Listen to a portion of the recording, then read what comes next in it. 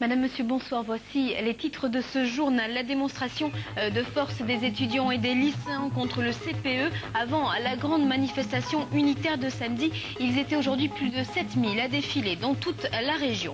Un vaste réseau de stupéfiants jugé par le tribunal correctionnel de Tulle. Au total, 17 prévenus à la barre pour trafic de cannabis, d'ecstasy, d'héroïne et de cocaïne.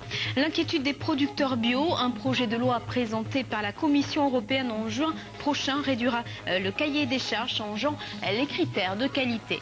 Enfin, nous irons visiter la nouvelle exposition de Robert Aupetit. Le sculpteur papa de la vache du Paul Delano nous présentera son travail. Les étudiants et lycéens ne désarment pas face au CPE, plus mobilisés que jamais. Ils étaient plus de 7000 à manifester dans les différentes villes de la région. Un mouvement qui s'installe dans la durée en vue du grand défilé avec les salariés de samedi. Anaïk de Mars.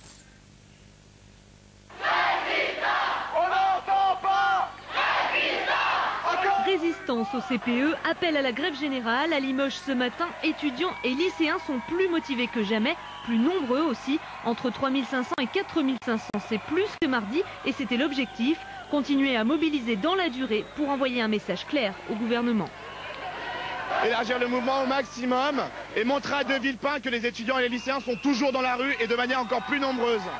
À Limoges, lycées, IUT et universités sont tous bloqués à l'exception des facs de médecine et de pharmacie. Après une heure de défilé, le cortège rejoint devant la préfecture des syndicats de salariés.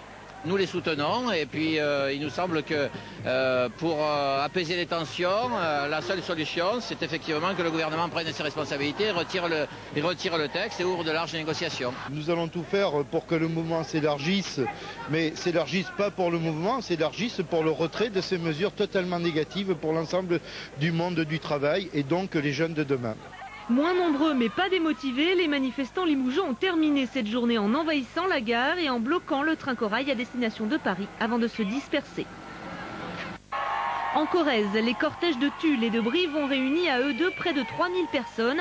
Le gros des manifestants défilant à Brive et parmi eux les étudiants de la faculté de droit qui ont voté la grève à 85%, une première pour cet établissement créé en 1968. On se sent concerné, d'autant plus que le CPE est contraire au droit communautaire et au droit international du travail, car il viole notamment certaines règles, notamment l'article 2 de la charte européenne sur le fait que les licenciements ne sont pas motivés avec le CPE, ce qui est interdit par le droit international. Enfin, nous ne sommes pas de la chair à patron, c'était le slogan dans les rues de Guéret où 500 personnes ont défilé.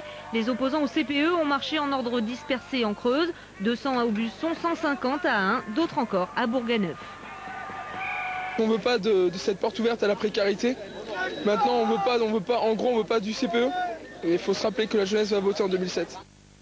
Et en marge de la manifestation à Guéret, le proviseur du lycée Bourdan a été giflé par un non-lycéen. Cet individu a été arrêté par la police. Une mobilisation à laquelle s'est joint les élèves du lycée professionnel d'Évasé. Au-delà de la contestation du CPE, ils ont bloqué les accès au bâtiment une bonne partie de l'après-midi. Ils étaient environ 200 à distribuer des tracts et faire signer des pétitions de soutien à 40 élèves des élèves du lycée, épinglés par le proviseur pour avoir participé à la manifestation de mardi dernier. Le proviseur estimant que ce n'était pas une raison valable pour louper les cours. Et justement, les méthodes utilisées par les anti-CPE sont loin de faire l'unanimité. Au-delà des manifestations, ce sont les universités qui sont bloquées. C'est le cas en partie à Limoges et ce qui n'est pas du goût de tout le monde. Alors pourquoi est-on pro ou anti-CPE? Antoine Marguet et Bertrand Muret ont placé les deux points de vue face à face. Regardez. Ils sont tous les deux étudiants à Limoges, mais leurs opinions sont radicalement opposées dans la crise actuelle. Nous les avons réunis pour connaître leurs arguments, mais ces discussions entre élèves, elles sont de plus en plus nombreuses dans les assemblées générales. Et souvent, c'est la question du blocage des facultés qui est en débat. Vous pénalisez des étudiants qui veulent aller travailler. Pourquoi Je pose la question, pourquoi vous n'allez pas manifester devant le député qui a voté la loi? Il y a un député UMP à Limoges, il y en a un, d'accord. Pourquoi vous n'allez pas devant sa permanence? Pourquoi vous n'allez pas devant la préfecture? Pourquoi vous ne faites pas comme les routiers? Je sais pas, les routiers quand ils veulent se faire entendre, ils paralysent l'économie. Moi déjà j'aurais envie de dire, on n'empêche pas les gens de travailler, les BU sont ouvertes, donc on peut aller étudier. Aujourd'hui on sait que par exemple, mais si on n'a pas les cours, ça sert à rien. En fac de lettres on a 16 heures de cours par semaine. On sait bien que 16 heures de cours ça suffit pas à avoir son année. Et donc à côté il y a tout un travail à faire en bibliothèque universitaire, à la médiathèque, on a des instruments énormes ici pour pouvoir travailler. Donc déjà on n'empêche pas les gens de travailler. Pourtant aujourd'hui ce sont bien les anti-blocages qui maintiennent la pression, notamment avec la création de ce blog pour appeler à la réouverture des facultés. Puis vient la question de fond, leur position sur le contrat première embauche. Quelqu'un qui a un CPE, juridiquement il a un CDI. Un employeur investit dans un salarié, avec la formation notamment. S'il investit dans le jeune, il ne va pas s'en séparer comme ça.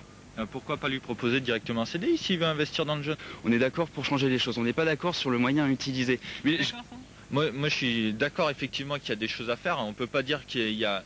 Quand on voit le nombre de chômeurs aujourd'hui, on ne peut pas dire qu'il ne faut rien faire. Moi je suis tout à fait d'accord.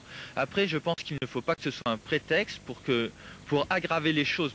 Sans surprise, aujourd'hui, François est allé manifester. Quant à Tristan, il a révisé ses partiels à la bibliothèque.